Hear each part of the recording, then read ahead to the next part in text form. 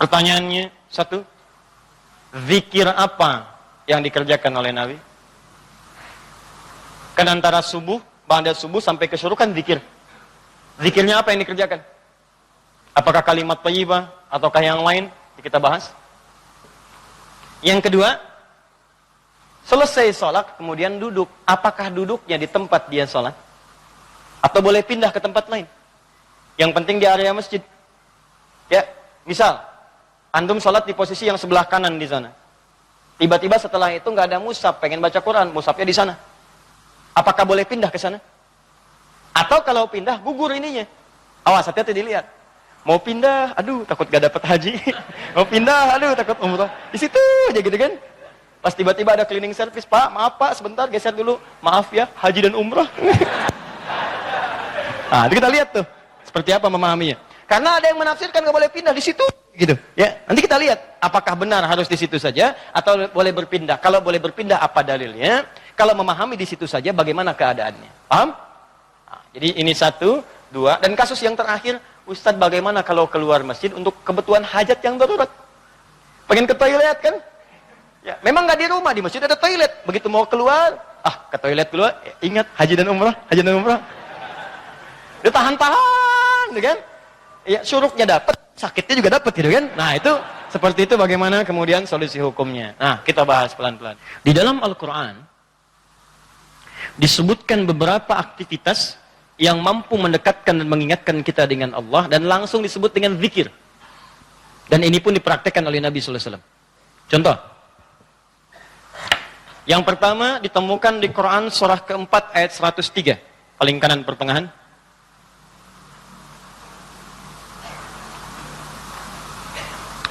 Fa idza qadaytumus salata fadhkurullaha qiyaman wa qu'udan wa 'ala junubikum. Maka jika Anda telah tuntas mengerjakan salat, maka segeralah berzikir kepada Allah Subhanahu wa taala. Di amalan sunnah pasca salat berzikir, zikir dulu. Bisa Anda kerjakan kalau buru-buru ya sambil berdiri berjalan. Ini waktu umum ya. Misalnya ini Anda sudah salat zuhur nih harus ke kantor, ya dikejar-kejar langsung berangkat lagi. Tapi kan Anda buru-buru keluar pun kan tidak mengganggu Anda untuk mengucapkan kalimat-kalimat zikir. Misalnya apa? Nabi mengamalkan pasca salat hadis riwayat Muslim, nomor hadis 571. Hadis riwayat Muslim. Nomor hadis 571. Setiap selesai salat Nabi mengatakan, perhatikan kalimatnya, astaghfirullah, astaghfirullah, astaghfirullah. Allahumma antas salam, wa minkas salam, tabarakta ya dzal jalali wal ikram. Apa Anda nggak bisa sambil keluar mengucapkan astaghfirullah, astaghfirullah, astaghfirullah? Di kata Al-Quran, sesibuk apapun Anda, begitu selesai sholat apa nggak bisa sambil jalan astaghfirullah, astaghfirullah, astaghfirullah. Daripada Anda keluar membicarakan sesuatu yang tidak penting. Bahkan nggak berkata apa-apa, jalan aja. Mendingan pakai zikir kan? Astaghfirullah, astaghfirullah, astaghfirullah. Allahumma antas salam, minkas salam, tabarakta ya dzal jalali wal ikram. Hadis Muslim, nomor hadis 573. La ilaha illallah wahdahu la syarika lah. Lahul mulku wa lahul hamdu wa huwa ala kulli syai'in qadir. Ya, kalau Anda misalnya nggak terlampau sibuk, silahkan sambil duduk. Nah, konteks tadi setelah selesai menunaikan salat subuh, antum pengen berzikir dulu, maka jenis zikir yang pertama adalah mengucapkan kalimat-kalimat thayyibah. Kalimat thayyibah.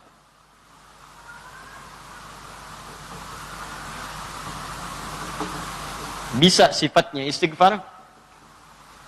Ini dalilnya. Ya. Astaghfirullah, astaghfirullah, astaghfirullah. Ini yang paling singkat. Mau yang agak panjang, Astaghfirullahaladzim, alladzi la ilaha illa huwal hayyul qayyum wa natubu ilaihi. Silakan. Ya, kalau mau yang paling singkat, astaghfirullah, astaghfirullah, astaghfirullah. Sambungkan Allahumma antas salam, minkas salam, tabarakta ya dzal jalali wal ikram. Tambah lagi dengan kalimat-kalimat tauhid. La ilaha illallah wahdahu la syarika lahu, mulku wa lahul hamdu wa huwa ala kulli syai'in qadir. Kalau mau ditambahkan yang lebih lengkap ada la ilaha illallah wahdahu la syarika lahu, lahul mulku wa lahul hamdu yuhyi wa yumiitu wa huwa ala kulli syai'in qadir. Singkatnya kalimat tauhid. Nah, ini masuk dalam kategori kalimat thayyibah. Ini. Dalilnya yang ini. Hadis Muslim, wal hadis 573. Diboleh selesai menunaikan salat subuh, salam ke kanan dan ke kiri, antum mulai berzikir dengan kalimat thayyibah. Astaghfirullahaladzim, astaghfirullahaladzim. Atau kalau mau singkat, astaghfirullah, astaghfirullah, astaghfirullah. Kan? Baik, teman-teman, ingat baik-baik ya. Karena zikir itu definisinya segala aktivitas yang membuat kita dekat dan ingat kepada Allah. Jadi ketika mengucapkan kalimat ini bukan sekedar diucapkan di lisan. Kalau cuma diucapkan jangankan antum. Anak-anak antum yang 5 tahun, 4 tahun belum balik pun bisa. Apa bedanya bacaan antum dengan bacaan mereka? Sambil ingat Allah. Sambil diingat. Astagfirullah. Apa artinya astagfirullah? Ya Allah, ampuni saya. Saya minta ampun. Ada dosa yang dilakukan. Dosanya disebut dengan zambun. Sifat Allah yang mengampuni disebut ghafir. Ghafir. Muncul surat ke-40, namanya surat Ghafir. Baca ayat yang ketiga, kata Ghafir disandingkan dengan zambun. Ghafiriz zambi wa qabilit taubi. Allah punya sifat Ghafir. Ghafir pemilik ghafar, ampunan. Allah mengampuni orang berbuat dosa. Kalau anda pengen minta ampun, ucapkan astagfirullah. Istighfar itu permohonannya. Istighfar permohonan ampun. Ucapannya astagfirullah. Ampunannya ghafara ghufran, yang punya ampunan ghafir. Kata Allah, saya ghafir. Quran surah 40 ayat 3. Ghafiriz dzambi, minta ampun, hei yang punya dosa, minta ampun kepada saya. Ketika engkau minta, saya akan ampuni. Saya tanya pada antum, siapa yang nggak punya dosa? Yuk angkat tangan. Ayo, nggak usah malu, angkat aja, saya pulang. Tapi kalau nggak punya dosa, bersih kan?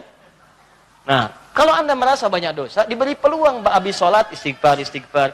Makanya ketika istighfar, jangan cuma diucapkan, coba rasakan punya dosa apa sampai hari itu, dosa apa. Jadi begitu selesai subuh ingat, dosa pada orang tua, dosa pada pasangan, suami pada istri, istri pada suami, dosa pada anak-anak.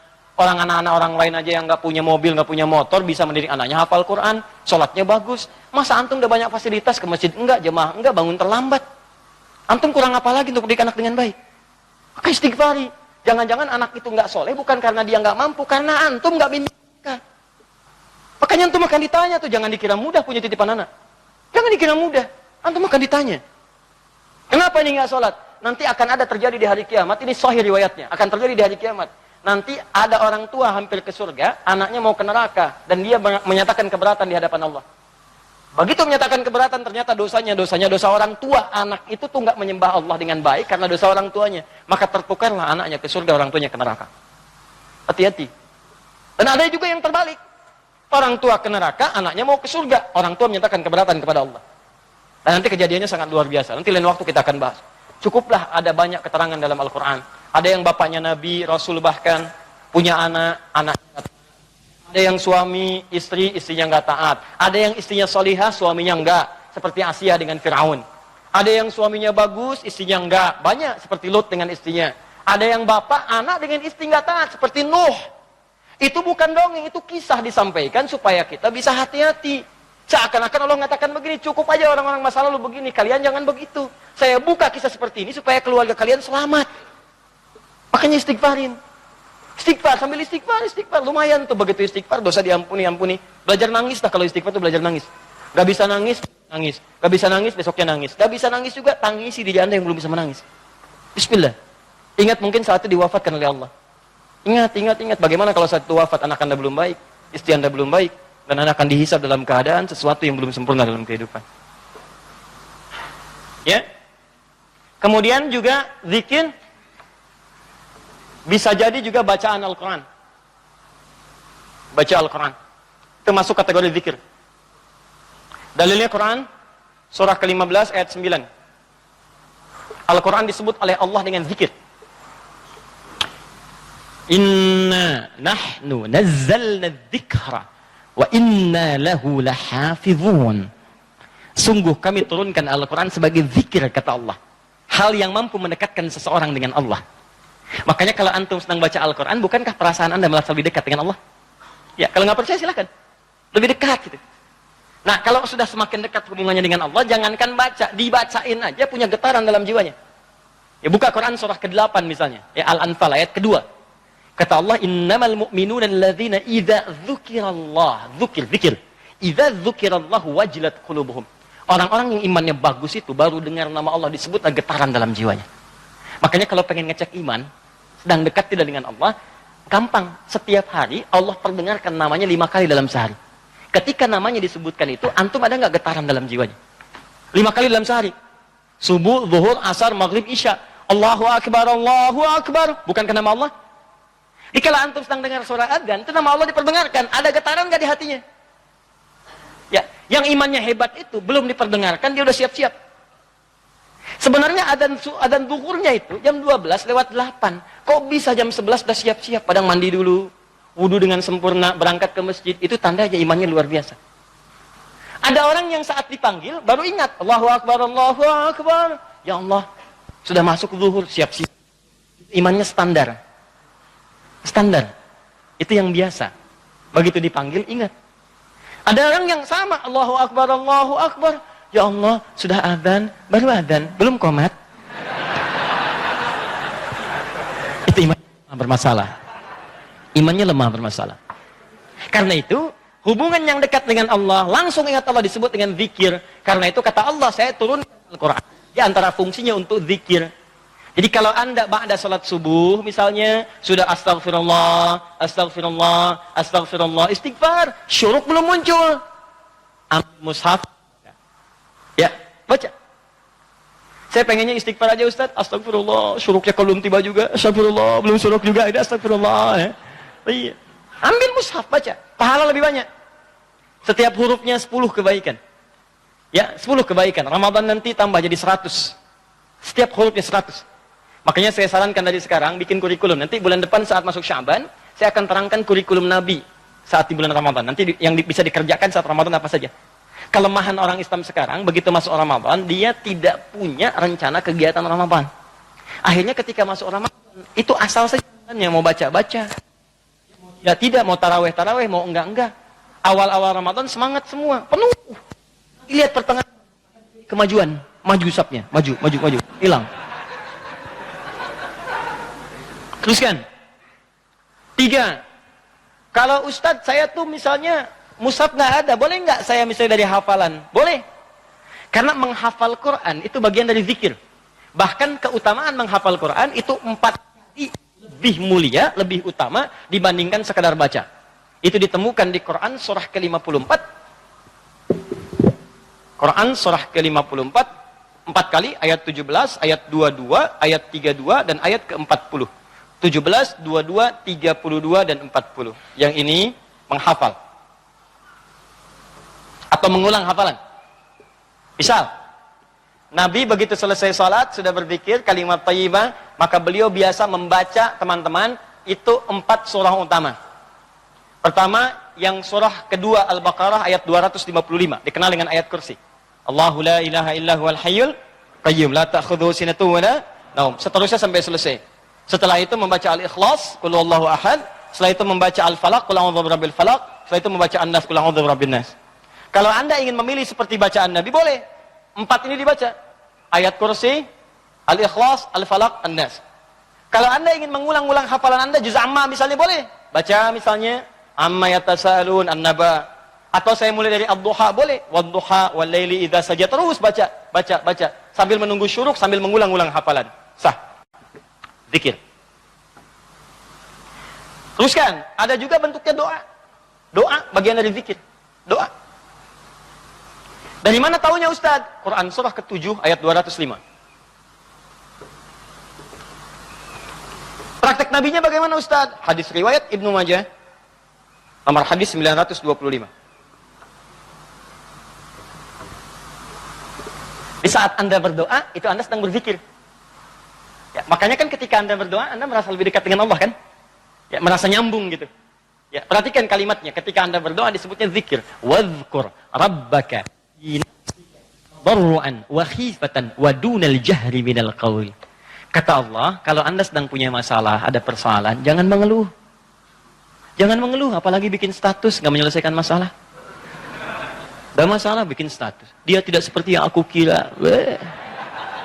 Selesai juga enggak.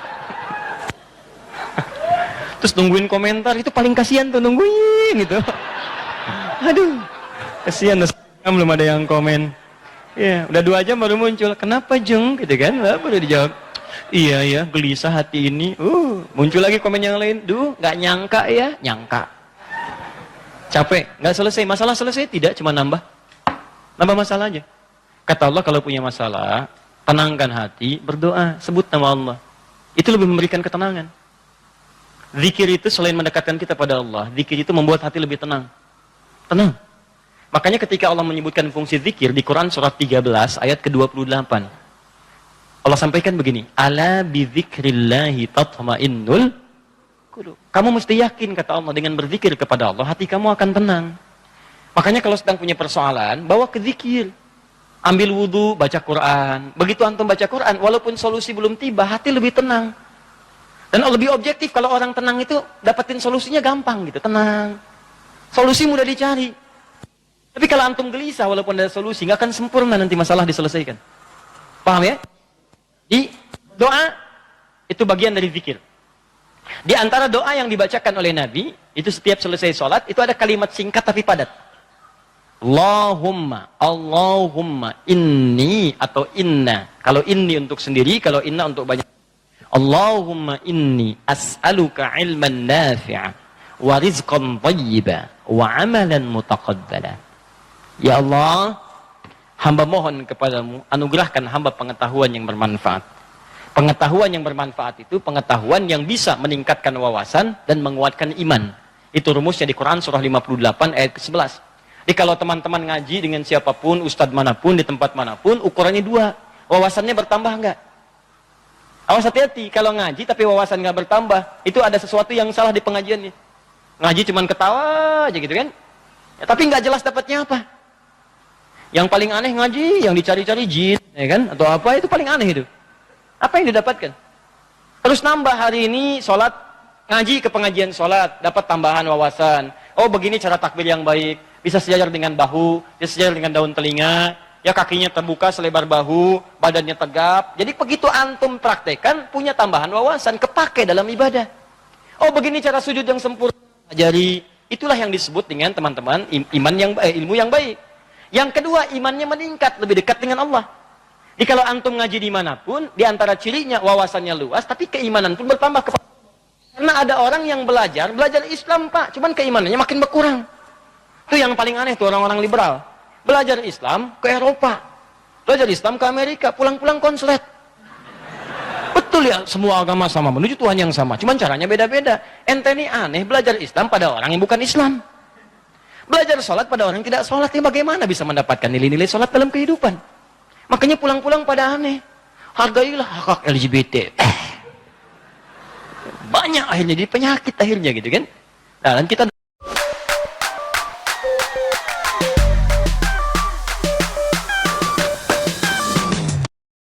kita doakan dengan baik, arahkan pada yang baik. Jadi kalau ada yang kurang-kurang tuh kita doakan.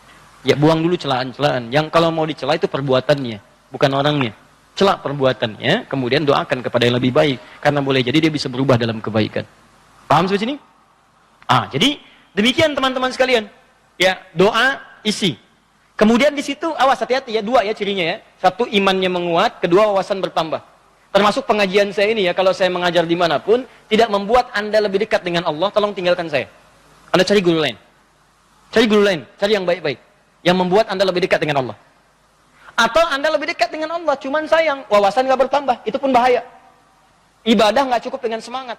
Ya Allah, saya banyak dosa, saya pengen berubah ya Allah. Saya semakin kuat imannya, besok saya sholat subuh 4 rakaat. Nggak bisa. Ya. Jadi iman kuat tapi wawasan nggak ada gitu. Begitu sholat subuh 4 rakaat, itu kan bahaya. Ya, paham ya? Jadi dua ini mesti balance ya, antara iman dengan ilmu itu mesti seimbang. Tayyib. Fokus baik-baik. Satu, kita ulangi apa saya tadi. Satu, kalimat thayyibat. Yang kedua, bacaan Al-Quran. Kan? Yang ketiga, baca hafalan ayat-ayat Al-Quran. Yang keempat, doa. Yang kelima, menyebutkan nama-nama Allah atau Al-Asma'ul Husna.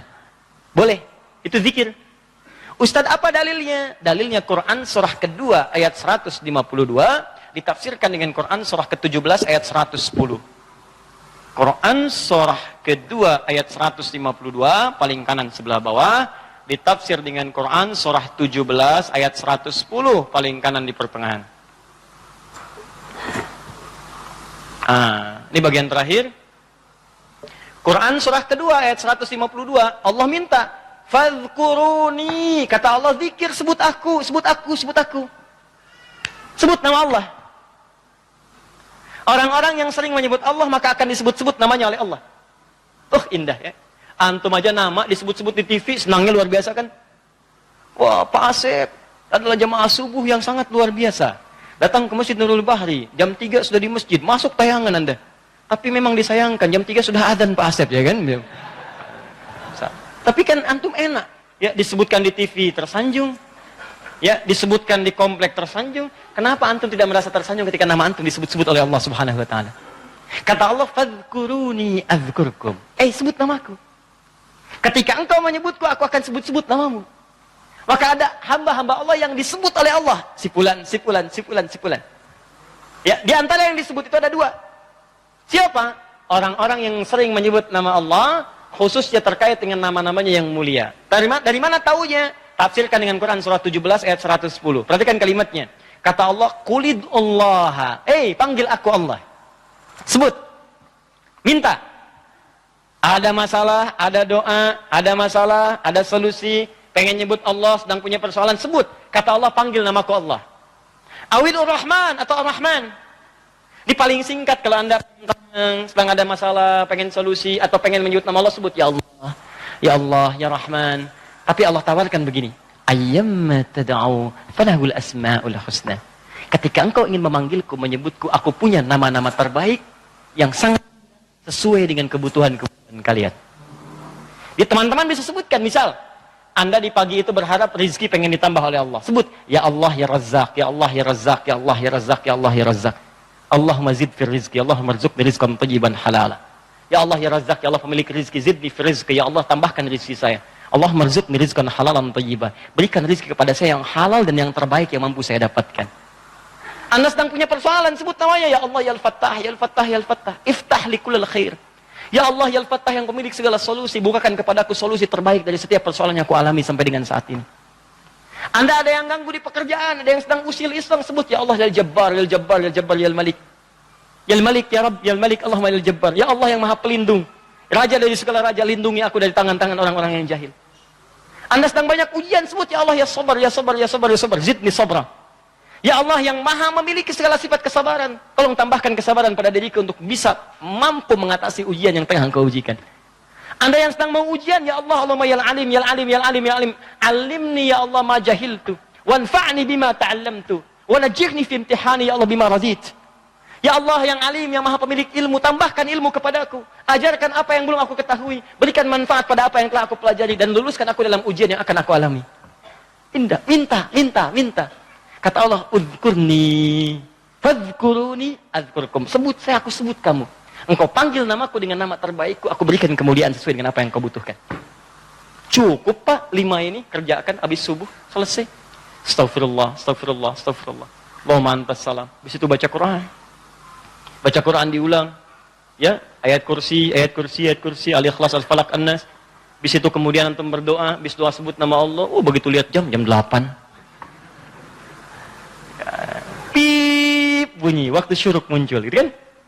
Kan sekarang ada zaman digital kan? Zaman digital. Ya, ngitungnya gampang kok. Biasanya itu kalau dari subuh teman-teman dari waktunya itu 1 jam, 1 jam setengah itu udah masuk syuruk. 1 jam lah. 1 jam. Jadi kalau sekarang kurang lebih jam 5 misalnya, yaitu 1 jam kemudian, terus 1 jam lewat 10-15 menit sudah masuk ke syuruk. Ya, jadi begitu sudah masuk syuruk, ya antum tunaikan salat 2 rakaat. Ada yang nunggu dulu 5 menit supaya lebih aman misalnya, silakan.